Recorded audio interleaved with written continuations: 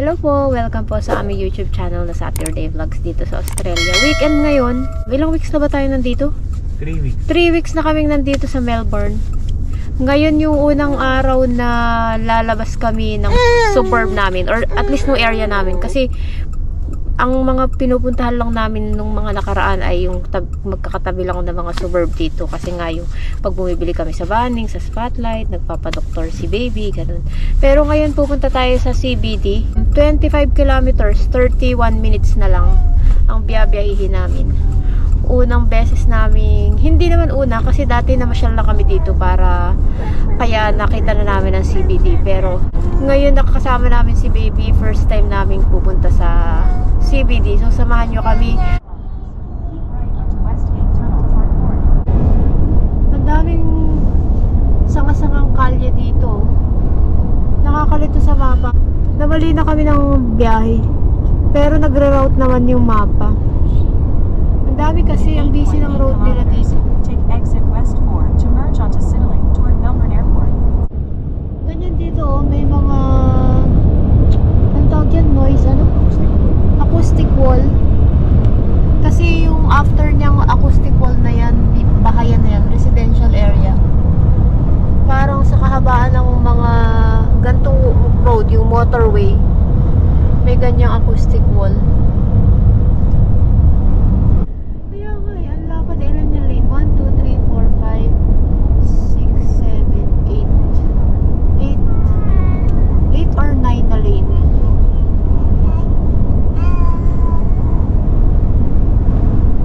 Ang lakas ng hangin. Ito. Parang sapatos, no? Oh.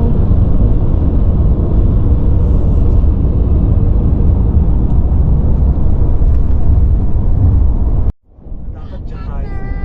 Okay. Oops. Sorry. Oh, look at that. Wow! Nandito kami sa Westgate Bridge. Ayun yung CBD. Yan yung bridge. Ganda ng view.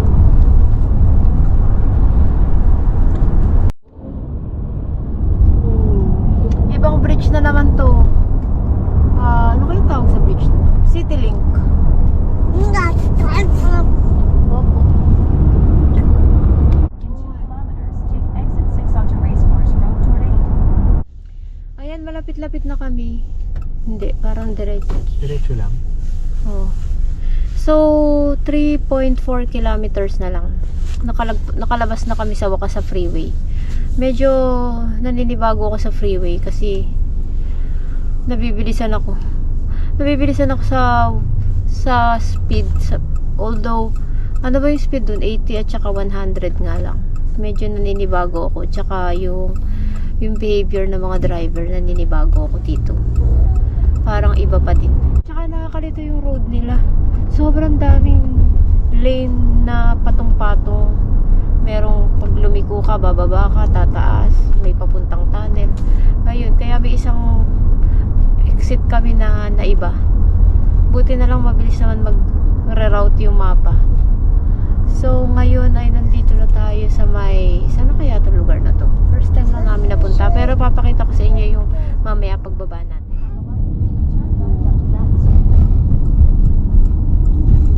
Dito pala sa banda dito, the University of Melbourne. Hindi ko lang sure kung doon pa banda, pero ayon sa map dito banda yung the University of Melbourne. Sa kapipila.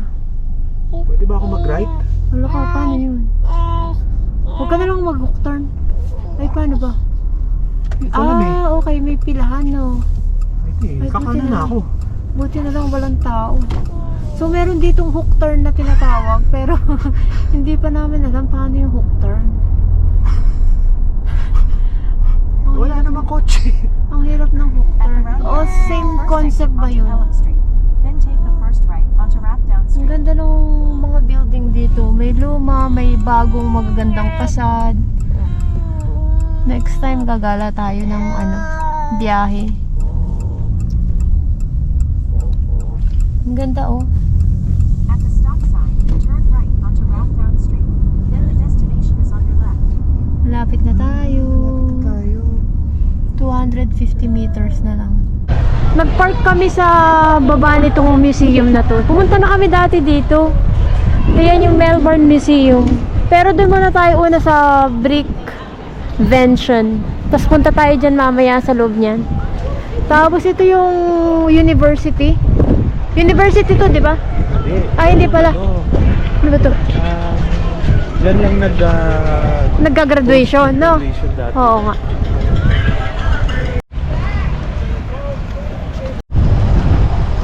Ang ganda, no?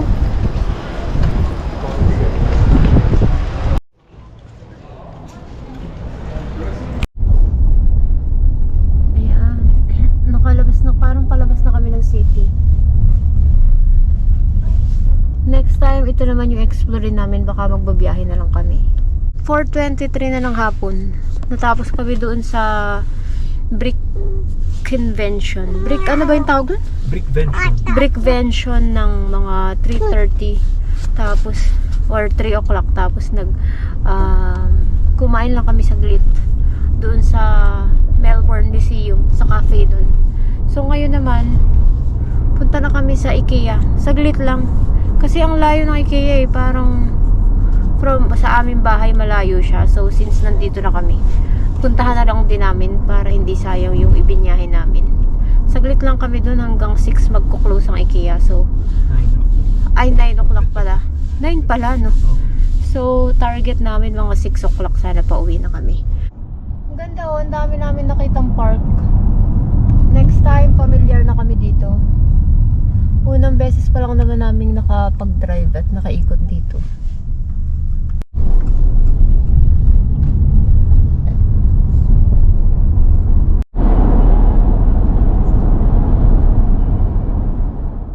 Ayan, hindi na ako nakapag-video nung sa IKEA kasi na-busy na ako kay baby. So, namili na lang kami ng kurtina ng mabilisan. Ang binili namin, 2 pirasong blackout curtain, tsaka yung mga accessories niya, yung rod at tsaka yung parang hook.